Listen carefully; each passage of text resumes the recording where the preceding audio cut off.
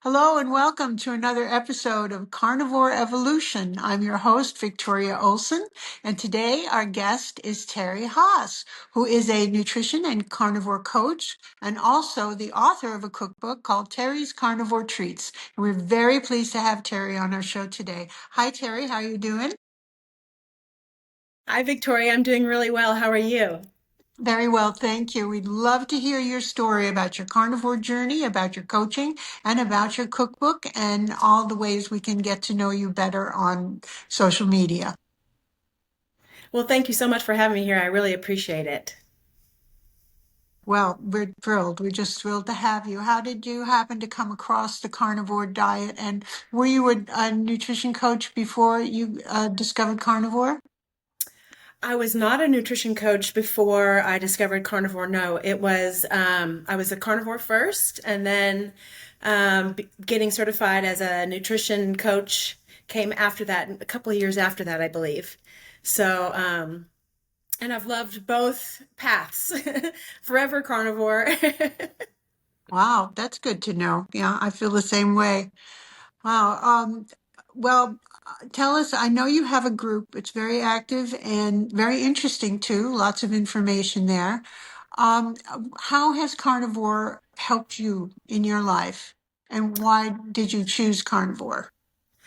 Interestingly, I'm not one that came to carnivore because I had any health issues to resolve or any weight to lose or any of the usual reasons people turn to carnivore. Um, I was doing my studies as a certified health coach, whatever. I was doing my studies, and I think it was very early on, the first or second lecture, maybe. And this was in 2016 or 2017, somewhere in that area, where one of the speakers said in the lecture that said, carbohydrates are non-essential. And I'm like, wait, what? You're meaning to tell me that I don't have to eat these plant foods? And I've never been a big fruit or veggie lover. I'm 59, so even back when I was growing up and stuff like that, there weren't a lot of the same fruits and vegetables that are out now. Um, and you couldn't get them year round, that's for sure, you know. So a lot of the fruits I think I tried mostly as an adult, but as long as I can remember, from a very small age, I've always been a predominantly beef lover and fat lover, and I love dairy. So, and I literally like quit eating plants like the very next day. I had already was eating keto a little bit, so my plant intake wasn't very high to begin with. But you know, and I probably kept those plants on if I can remember correctly, just because they tasted good and it was more keto. You know what I mean? So tomatoes, cucumbers, avocado, onion, that kind of thing. And then I literally was like, I'm never eating those again. You know, I have since backtracked a little bit, and I do eat them occasionally. But I really, if you look at my diet over a year, it is 98% carnivore, and I'm overjoyed every single day that I don't have to make any excuses for eating my favorite foods, you know.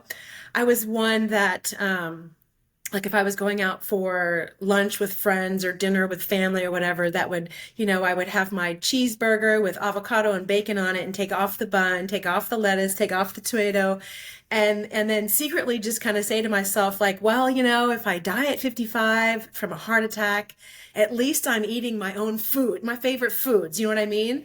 So, and then when I jump on this bandwagon and seeing carnivore, and I'm like, I don't think I'm going to die at 55 from a heart attack. I've never had, you know, cholesterol, bad cholesterol, or cholesterol issues or any of that sort of thing. So I thought, well, you know, maybe it just creeps up on you the older you get, you know?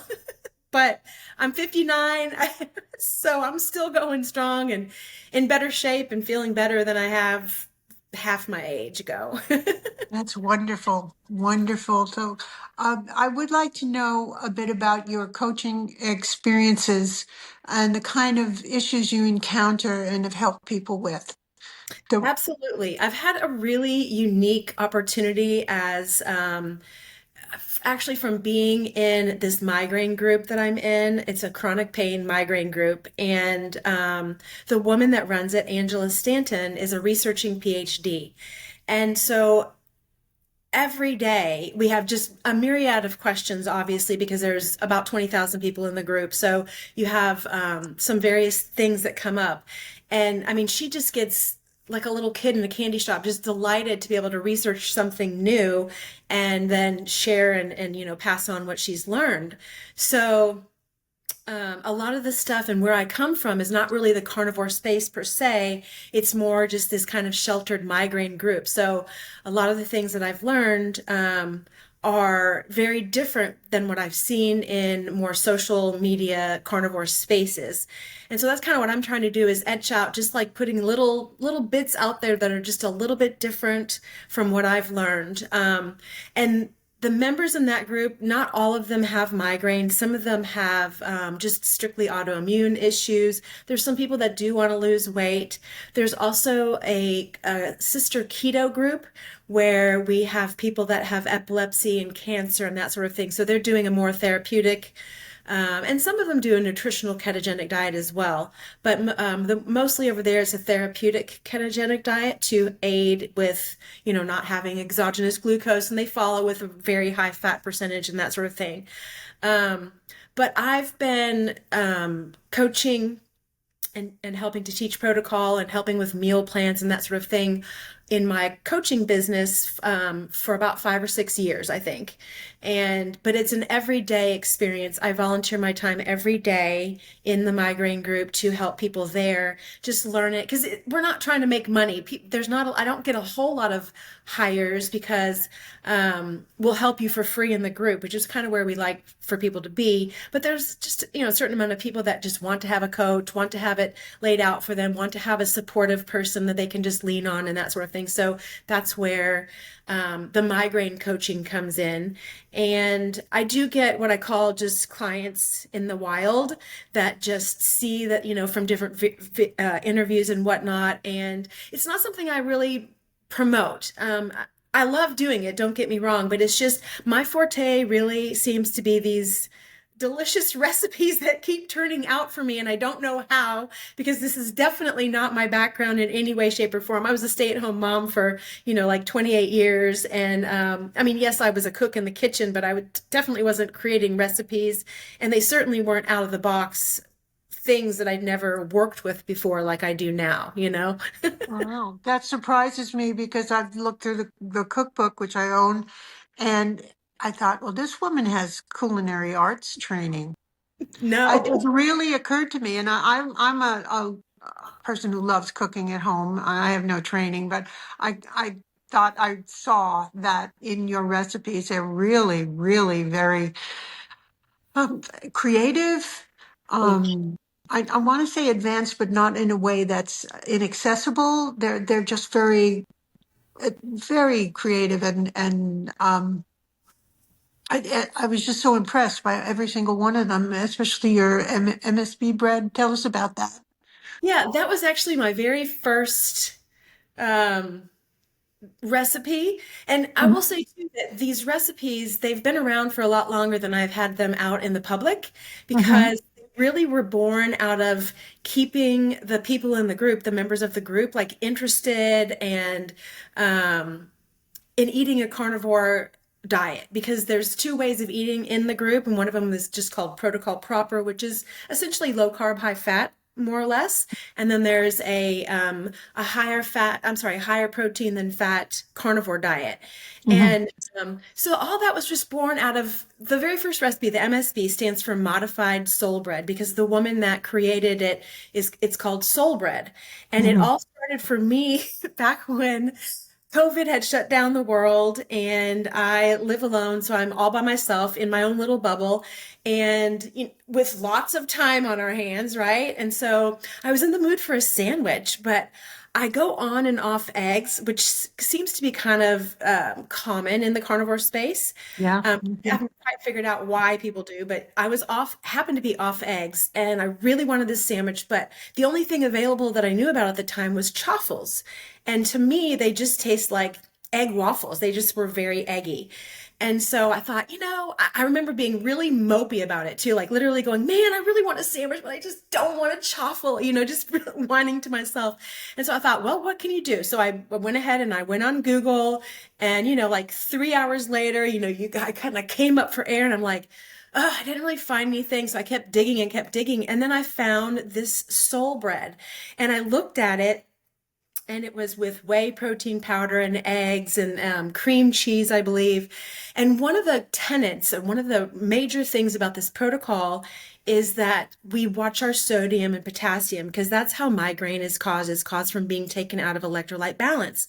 So we're all tracking our foods, we're meeting this certain ratio, and it does not behoove us to have something that is really high in sodium. And the bread was high in sodium due to the cream cheese. And then a big bulk of the fat came from olive oil. And I'm like, I bet you this could be carnivorized sometimes. I mean, somehow, because the main component was whey protein powder. And so I went and I actually Googled at the time, because we didn't have ChatGPT back then. Can you substitute butter for olive oil? And like, I laugh at myself now, because like literally olive oil has been subbed for butter in nearly almost all recipes, right? Any kind of oil. So, I said, of course you can. So I'm like, okay, let me try this. And I just remember making this huge loaf of bread, with nobody to share it with, right? Kind of doing one of these things like, look, it's like, okay, I just get to enjoy it myself. And I mean, I remember taking my first bite. That version with the cream cheese and the whey protein powder tastes a lot like a pound cake. It's just got the exact same kind of mouth feel for that, and the fat feel and that sort of thing. I mean, even the little down to the little crackles, whenever you eat a pound cake, I don't know if you know that, how it crackles in your mouth. Yes. So and I went to Angela, the founder of the group, and at that time, she was very against things that reminded you or very similar to things that we omitted from our diet, because she felt Yeah. that could be some insulin response to that. And of course, right? So I'm over on my small little piddly personal page, trying to get traction for this bread. And every once in a while, I would kind of tag her and say, what do you think about for the group? And she's like, no, absolutely not, kind of thing. Well, truth be told, there was an incident where somebody was stealing her intellectual property. And so I saw this on TikTok and was like, adamant and kind of just leaving comments like, this is not your property, blah, blah, blah. So anyway, this woman eventually gave credit to Angela. And so while I was in Angela's good graces, I composed this like mile-long thing of like why my bread should be allowed on the protocol. And by this time, she'd kind of loosened up a little bit, because she'd seen some other recipes that members were sharing. So she allowed it, because she kind of owed me one. Mhm. And I will say that she is the biggest. She lives on this stuff. She eats it every day. There's like not a moment in her house that she doesn't Oh, have. that's a wonderful story. That's so funny. And say that recipe has morphed, and now besides using whey protein powder, she came up with one of her own versions that uses milk protein powder. And they're two totally different breads, two totally different textures. Hmm. And that has been born like making farmer's cheese to use in the recipe that's less salt, so we can even use it more. And I think I just had such success with that first recipe, that I went into that with child's mind. Like, I didn't know what I didn't know. And I know now a lot more. Like in 2025, I know a lot more. But even over the last 2 years, I've learned, because I've had failures that get me so frustrated. I'm like, why is this failing? So not everything turns out, but I had a lot of success in the beginning. I believe my second recipe, possibly, I can't really remember right now, but my second huge hit of a recipe that is like, I think it's my signature treat besides the MSB, is what I've called carnivore crumbles. And I still, to this day, look for anything that I can eat them with, bake them with, add them to. They are literally the browned butter bits that get in the bottom of the pan when you brown butter. And they're just those little tiny crumbly bits that you want in every bit of your, brown butter treat or whatever Hmm. gives it the flavor. And another deep, dark web, dive on the web. And I saw a way that one chef totally trained chef was using them as to just add a little bit of flavor to a dish. Well, I took what they were doing and I've just exponentially increased it. So now if you take a brick of Kerrygold butter is what I use, the 20, unsalted, and then which is about 227 grams. And I add 250 grams of non-fat milk powder to that, and they just come up and they're like, that's all it is these brown butter bits. And they taste just like graham crackers. They're a little bit nutty. There's no sweetener added, but they definitely taste sweet. And those things I just love. I promote the heck out of those things because people Mm. just don't understand what they're missing if they haven't made them. And they're very high in fat, which is great also. And a little goes a long way. So it's not like you're going to overeat and eat the whole entire container full in one sitting. Although you could, but it's a lot of fat. They're really filling. Wow, I just love these stories. You have more than two recipes in that cookbook. I You do. must Yeah. have, how do you evolve a recipe? How do you work things through? Gosh, well, so now I literally look like with having the experience I think I have with the whey protein powders and knowing how they act, also with the non-fat and whole milk powders and stuff, knowing how they act. I think it's just kind of has evolved. And now I literally look at something and say, my first thought is always, how can I carnivorize that? How can that be included in a carnivore diet with the tools and the products that I use, the ingredients that I use? Um, and I have also started with low carb, high fat recipes, which I know people tend to call keto. That isn't like nomenclature that I really use because for me, when I think of a ketogenic diet, I'm thinking of more therapeutic levels, and that's just to me isn't a broad spectrum. So I'll say low carb, high fat, like adding pumpkin to my MSB. So you've got a pumpkin MSB loaf, which definitely isn't carnivore, but it opens up other areas for other people that eat different ways. I've also recently started including allulose and or allulose with monk fruit in some of my recipes, because that also opens up some areas of recipes that taste bland or like don't taste very good without it. Although my intention is to remain true and not use that quite a bit, but let people know that they can add it certainly if they want to. I went through the typical kind of recipes, obviously making my own variation of a carnivore ice cream. Like I love it's a brown butter coffee ice cream. I've probably got 300 recipes that are on my to-do list that I haven't gotten to yet. And there's at least another 150 that I've got out there. So another cookbook in the works. I'd also like to do a low carb, high fat treats cookbook. And I know that my recipes aren't everybody's cup of tea because it seems like, especially in the social media space, carnivore space, that people are really more into an austere type of carnivore diet.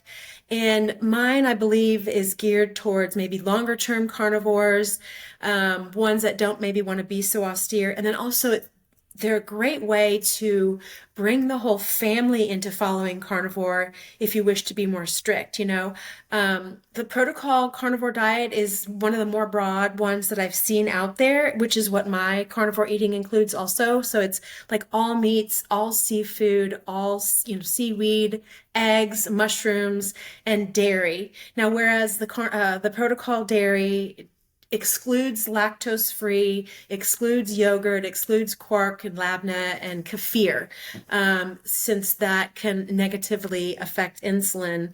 And like we eat whole meals there. There's no snacking and everything. So I'm very similar in that. After doing it for 10 years, it's just my lifestyle now. So I don't even really look at it, any differently.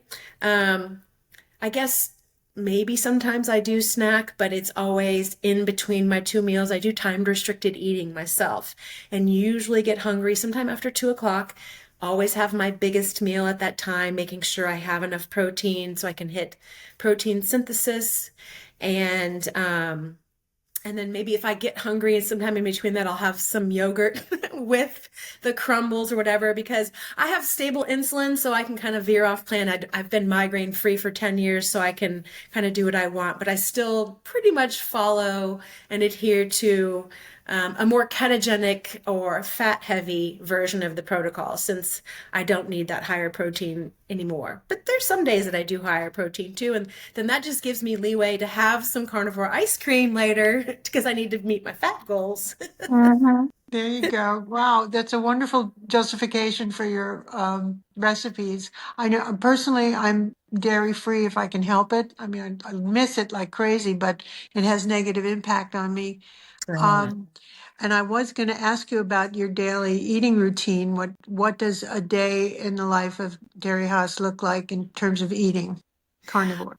Well, there is one of my very favorite of all time steak meal that I have actually named. Being single, now it can look like I have a boyfriend. His name is Pierre. This is hilarious. Over Oh, on my Instagram, I'll just have pictures of the steak meal, and I'm like, Pierre and I had a lovely evening. He never disappoints. But it's just it's like almost a half a pound, not quite sometimes, but between like 200 grams, 7 and 8 ounces of hello, what am I trying to say? A filet tenderloin, mhm. and then some sautéed mushrooms and ghee, and then a little bit of Gruyere cheese. That's also really high in leucine. And for almost 3 years, I ate that daily. Like I would wake up every morning going, I cannot wait to eat that, and then I'd be done with it. I'm like, oh gosh, I'm so glad I ate that. And I'm like, I can't believe I'm going to really want this tomorrow. And I wake up the next morning, I'm like, yep, I'm going to want it again. And then in 2024, I went through egg aversion for the entire year and also went through, and this was so hard because it literally started at the end of December. But, I went through a beef aversion. And so here I'm starting, it's World Carnivore Month, and I'm like, what am I going to post? Because like, so I lived on posting old reels and old information and that sort of thing, tried to freshen it up. And I really lived for 2 months on my treats themselves because I just had such a meat aversion. And I've been primarily a beef lover my entire life. Like I have craved beef my whole life, and I have never not given in to those cravings. But so it was really odd for me to not eat eggs and to not eat beef. There was maybe a handful of times in those 2 months that I craved beef, and as soon as I did, like I was on it. I'm like, okay, what are we gonna have, But it really didn't even go down that well. So, and then about October of last year, I finally got back on beef and I got back on eggs, and so Pierre and I are going strong. Now it's just a big hit on my pocketbook. The way that meat prices have gone up, so I kind of temper it there. But I probably could eat it every day. I probably eat that about 3 times a week, and then usually my second meal would be bacon and eggs, or another really one of my favorite recipes is these using the MSB version with milk protein powder is what I've called carnivore flats. And so they're very thin, and I use them for pizza crusts, and I use them for tortillas and naan and just wraps and everything. And so I keep a stash of those on hand. And I find that, where I was kind of using Egg Life wraps for a bit, for a lot more bang for my buck, as far as, more protein, more fat, more texture. I've been using my flats and just whip up like a wrap really quick with cheese and meat on it, or a pizza. Like last night I had a chicken chorizo breakfast pizza with some, cheese on there and 2 fried eggs. And that was just like, delicious and easy and quick to make. So it usually just looks like that. I don't, I don't drink milk anymore. I've moved that up to half and half. And usually with one of the two meals, I'll have half and half just to, again, well, because I love it first and foremost, and it just helps wash everything down. But on like a leaner meat or a leaner meal, that'll help amp up my fat as well. Or I'll turn to one of my treats. Wow. That's, yeah, there's certainly a lot of modifications we can make. Yeah, And dairy does expand one's diet, and a lot of people can tolerate it. it does. Um, I, what did I want to ask you about your aversion? Now, did that just, I've had the egg issue where it impacted me gastrointestinally, Mhm. terrible cramping, and just couldn't stand it. and stopped for 4 months and then started trying them again, and then it Mhm. was gone. So I've seen that. But how did your meat aversion occur to you? And what did you do to replace? Was it all meat or just some meat? What did It you was switch to? most meats. It was most meats, like most meats. Hmm. Even bacon was not appealing to me, and that, like that's just crazy. Oh, well, forget it. We're done here. No, I'm sorry. Hard. Um, I just noticed where you know what, to be honest, what I noticed was it was really hard for me to figure out what I wanted to eat. And that had never happened to me before. Because I mean, like, as much as this gives you food freedom and you don't have to focus on food, and I don't, there's still this of like I said, like, ooh, I can't wait to have Pierre tonight. Oh, I can't wait to have this, or like, a couple days in advance, like I would start getting a craving for a certain type of food or whatever. And so then like all of a sudden, like, yeah, I think I'm gonna have lamb soon because I can have this hankering for lamb, but I don't know when. And you wake up that day and you're like, okay, today's the day I'm having lamb. Not like I'm thinking about it all the time, but just whenever, meal times come around or thinking of what you're gonna have that day, because everything I have is frozen. And I'm not a big air fryer user. I don't know why I'm not, but I'm just not. Even though everybody's steaks and everything looks phenomenal, I'm just not. I need to learn, and so I don't ruin all my meats.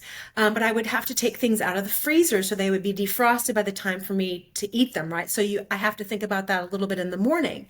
Um, and what I noticed was like none of the meats sounded good. None of them were palatable or anything. And I mean, being a recipe creator and someone that presents that way, I mean, I have enough kitchen gadgets that any sort of meat I could cook a myriad of ways, and none of those things sounded good. So I did live on a lot of whey protein shakes, little bits of this and that. I will say that I kind of went back to grazing during that time, which is no fun at all. I was grazing on carnivore foods, but thinking about food that much, having to prepare food that much, and then also not getting in enough from a meal that I could then wait a few hours or 5 or 6 hours to eat again.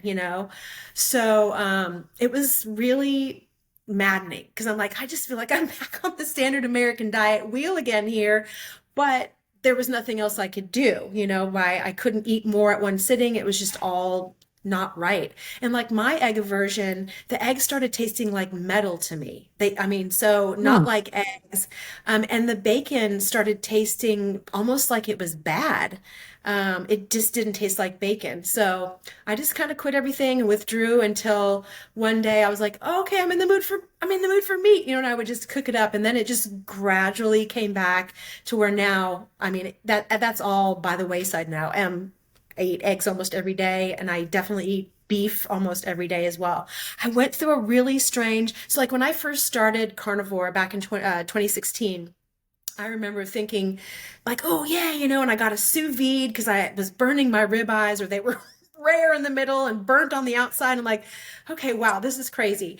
And I think I even, started, even though I didn't like chicken, I bought some chicken and I made chicken once, and I'm like, ugh, I don't want this. And so that's one of my tips to people when they start carnivore is like make sure in the beginning you get all the meats in your diet, because there's going to be a point where those meats, not all of them don't sound very good. At least that was my story.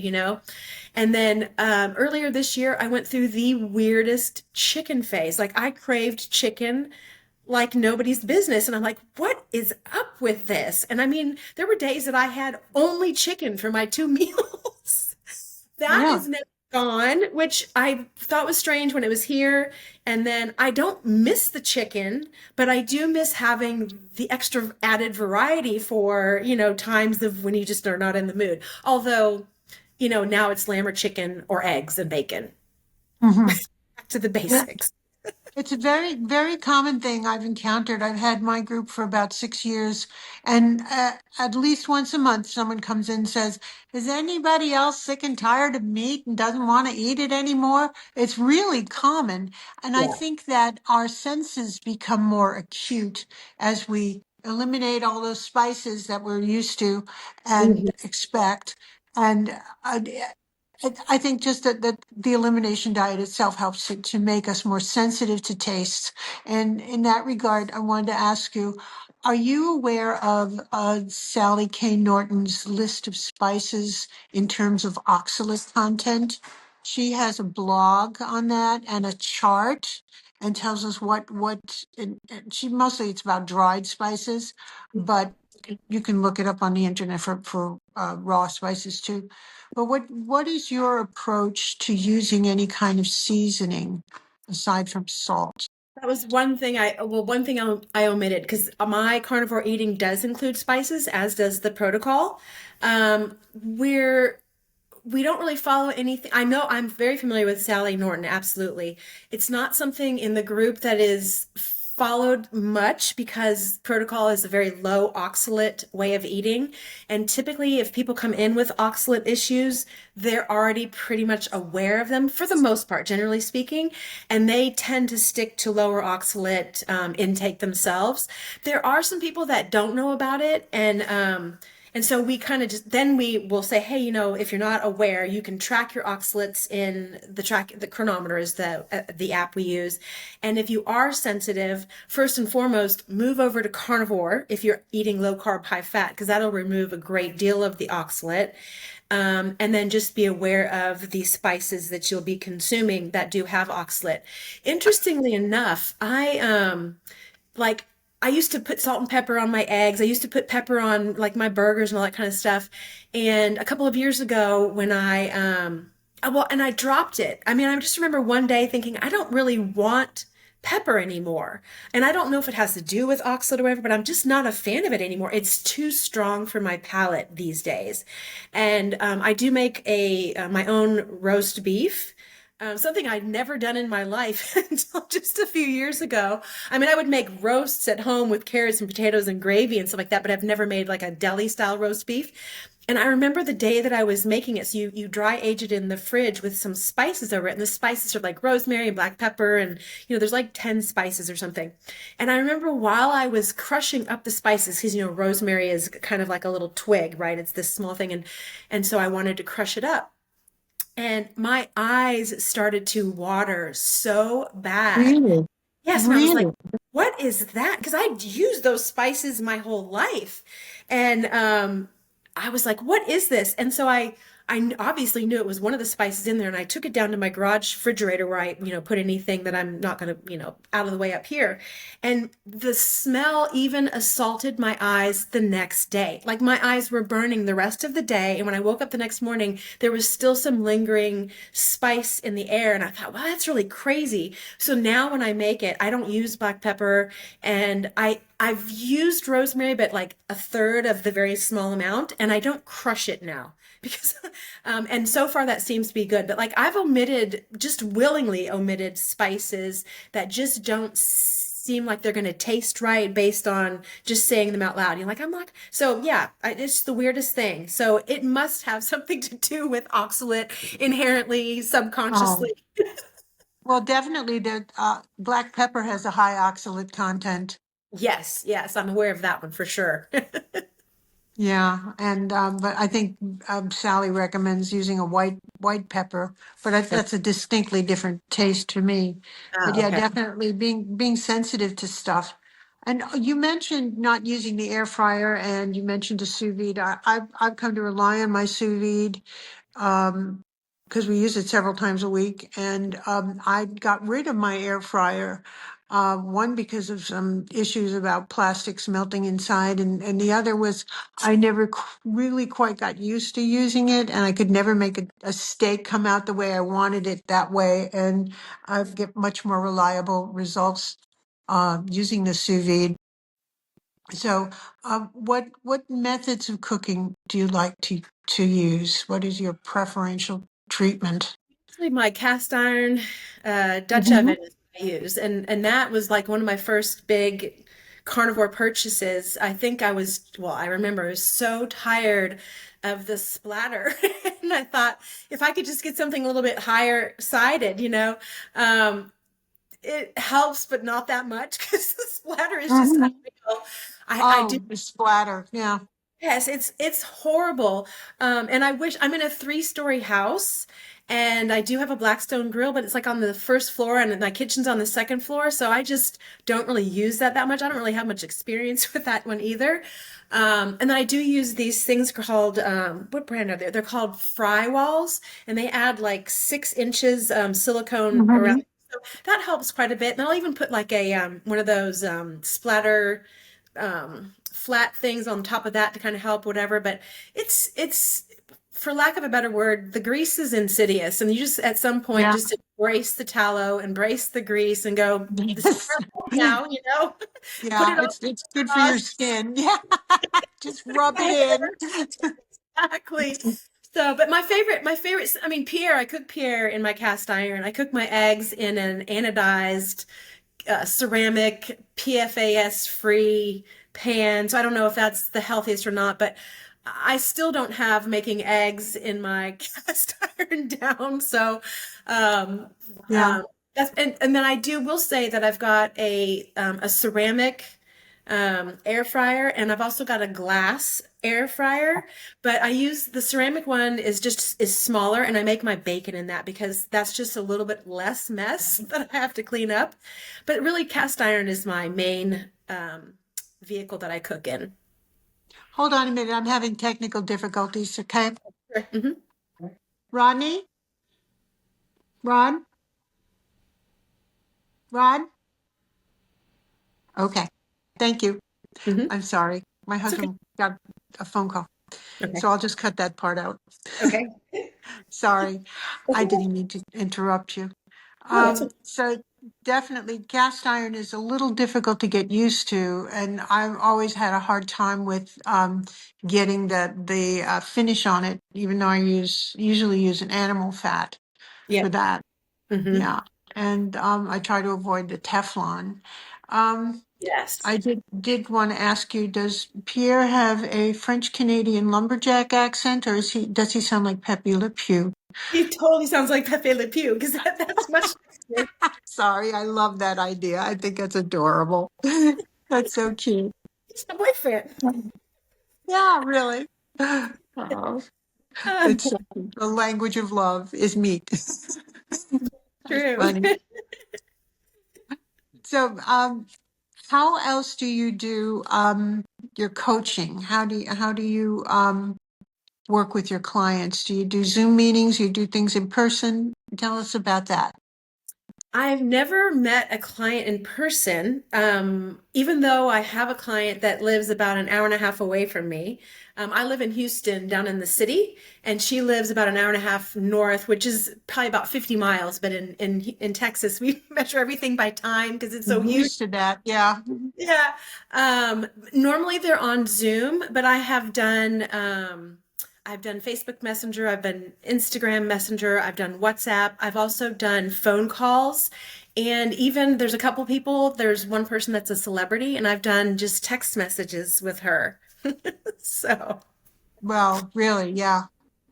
That's yeah, cool. so whichever way somebody wants to meet, I'm open to any and all platforms. Just, the fact that they've reached out to me, I feel honored that they even, Mhm. selected me or were interested. So I can definitely make any sort of way to happen to meet.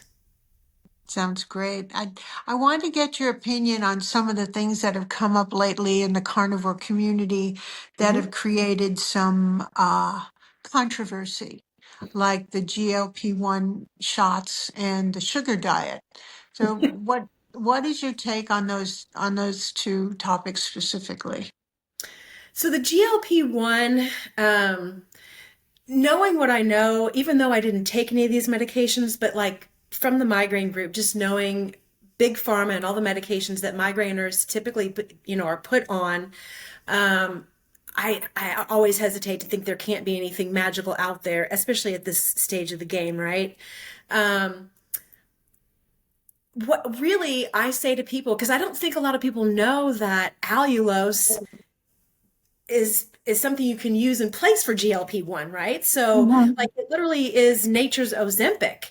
And so I will kind of get that across and say, if you want to lose weight, then eat something, eat one of my treats with allulose added, or even sprinkle some allulose on your food before you eat it, or take a teaspoon of allulose before you eat, and that'll block some of the fructose and glucose.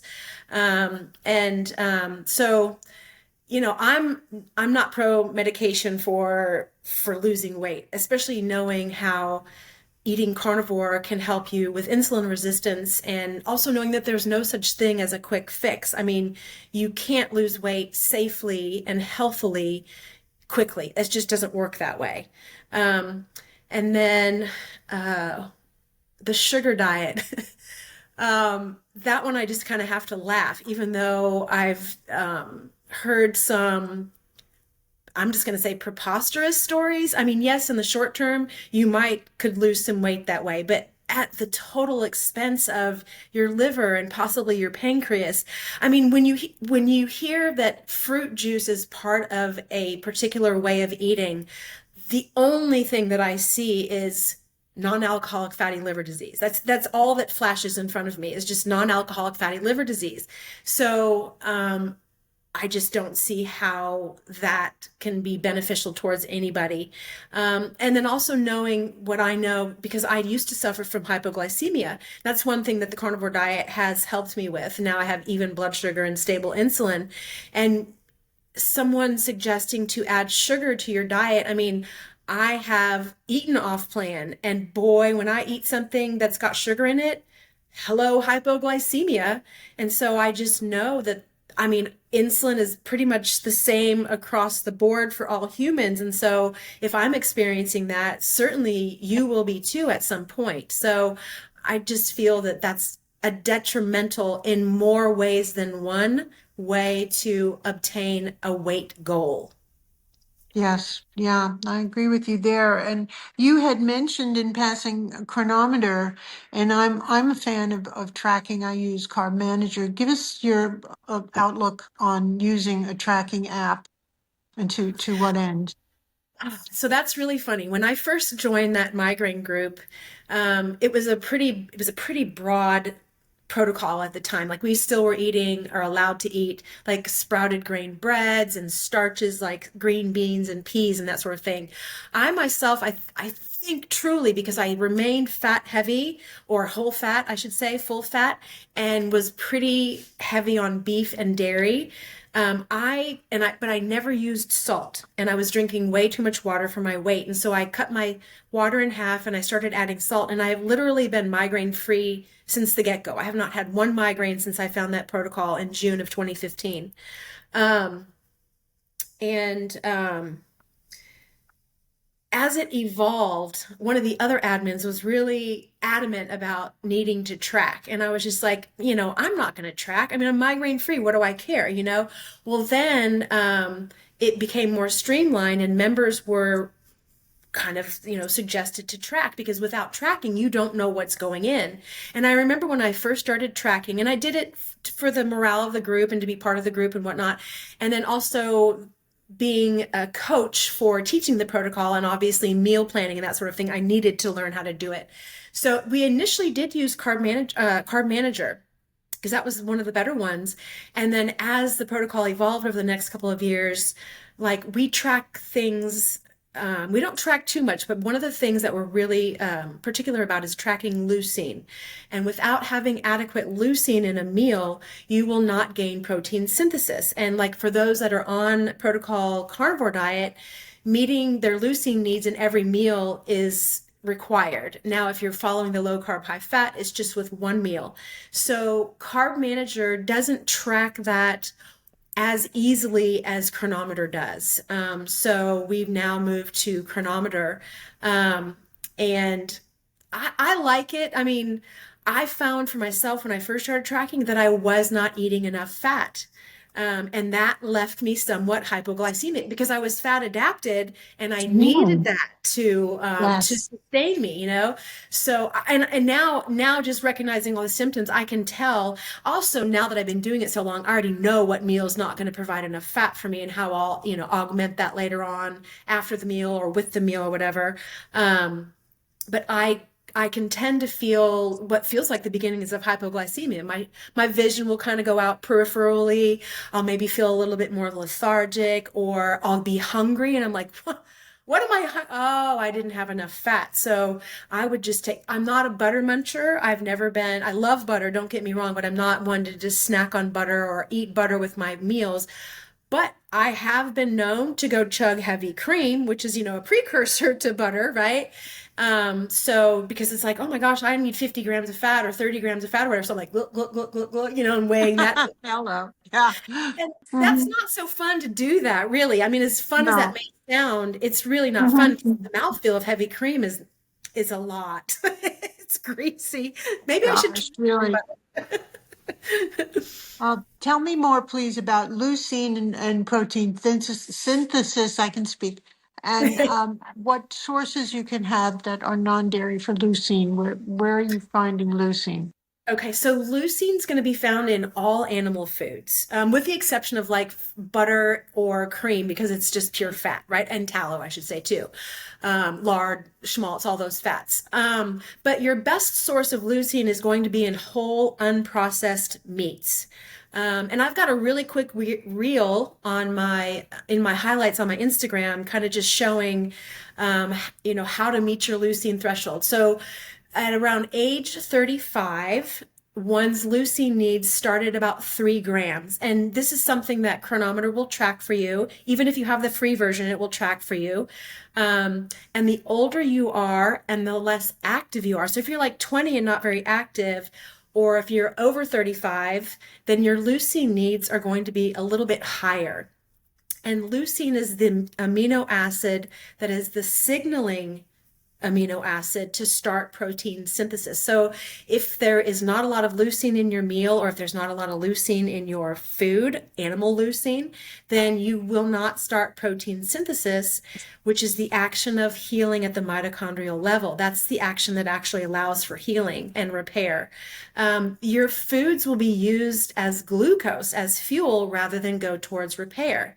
So it's a fine line. Like, so there's some people that do want to lose weight eating carnivore, and they're going to be better off following a higher fat to lower protein model macros than a higher protein and a lower fat. And it just depends on what you want. You can lose weight, but it will be at the expense of repairing the mitochondria. But at some point, if you're fasting and that sort of thing, you're going to have autophagy that happens, and so you're going to have some healing and repair in that regard, or cleaning of the house, I should say. So it's a lot more on the technical side of things that you don't really see a lot of in the social media spaces, but it's definitely part of that unique opportunity that I have being underneath Angela, who's this researching PhD. I know more about things that I don't need to know about.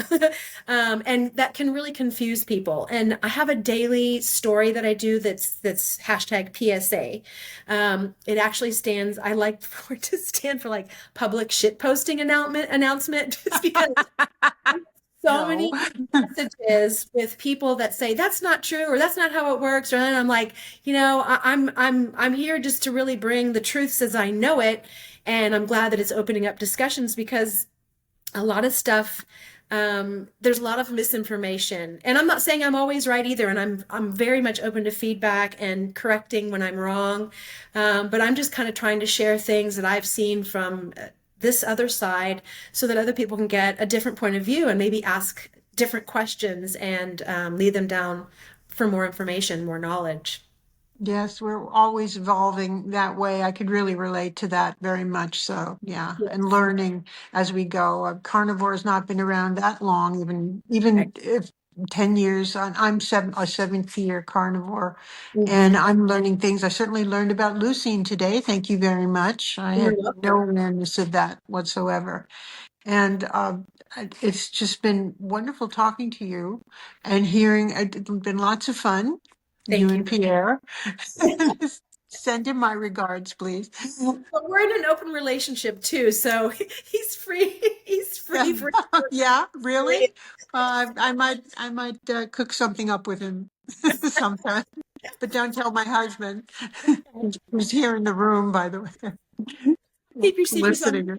for sure. It's too funny, funny, funny, funny. Well, we're really thrilled to have had you here and to talk to you about everything you've been doing to promote the carnivore lifestyle and within the carnivore community. And I Well, hope we see more of you around. We much certainly will share your links and your contact information. thank you, Is there Victoria. anything else? Our pleasure. Is there anything else you'd like to tell us? I don't think so. You asked some really good questions, and I felt like I talked the whole time, so that always signals a pretty good interview when the I interviewee. think so. I think so. Very, very enjoyable to hear from you and very happy to meet you. Nice That's to meet great. you too. Have a great rest of your day and take care. Well, thank you. You too, dear. Take Thanks. care. Bye bye.